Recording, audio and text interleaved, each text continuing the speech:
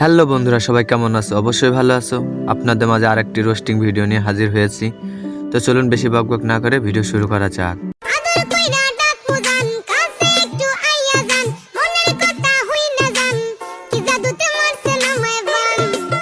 আচ্ছা, খানকি মাগি আর খানকি মাগির পোলা এরা কি মা ছেলে না অন্য কিছু? ভিউ কামানোর জন্য এরকম ভিডিও বানাইতেছে।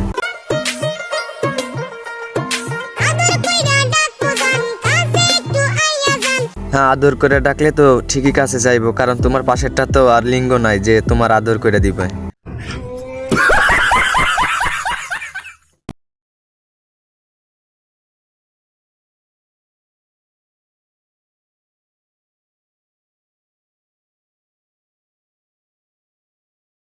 কারণ তোরা তো দুইজনেই তৃতীয় লিঙ্গের মানুষ।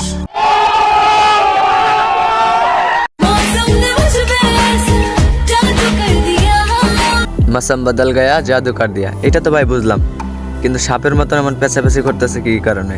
ভিতরে কি ঢুকে গেছে নাকি? আচ্ছা। আর আমির খান ভাই, আপনি বুঝে গেছেন? আপনি কি বুঝছেন? আমি কিন্তু বলছি যে সাপ কি ঢুকে গেছে নাকি গর্তের ভিতরে?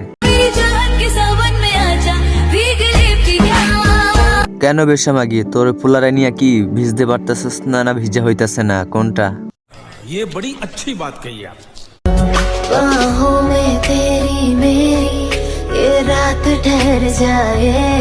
রাত তো ঢর যাবে, কারণ হইতেছে তোর আর একটা যদি ছেলে জন্মাইতো তাহলে তুই ভালোভাবে রাত দুইটারে নিয়েই পার করতে পারতিস। अच्छा, तुझ में ही कहीं पे मेरी सुबह भी गुजर जाए। बाहों में तेरी मेरी।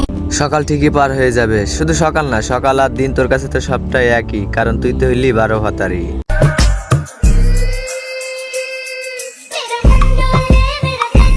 আচ্ছা, পম্পমের সাথে বাইরাবাড়ি না কইরা ডাইরেক্ট তো জনি সিংদার মতন ভিডিও বানাইতে পারিস, তাহলে ভিউও কামাবি, টাকা পয়সাও কামাবি।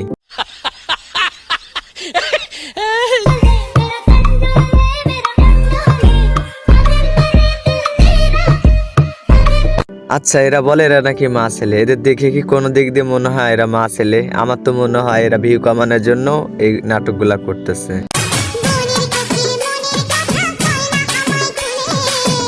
মনের কথা কোকিল কিভাবে খুলে বলবে, কারণ তোমার কোকিল তো হইলো হিজড়া। ये बड़ी अच्छी बात कही आप।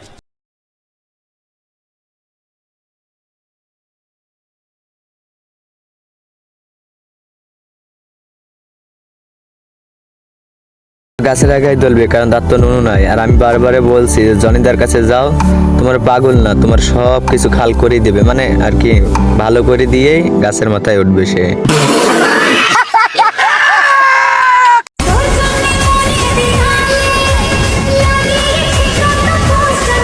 আচ্ছা, তো মোরামারি করতেছে কেন? ভিতরে কি ইন্দুর ঢুকে গেছে? সাপ আর ইন্দুর কি মারামারি করতেছে নাকি?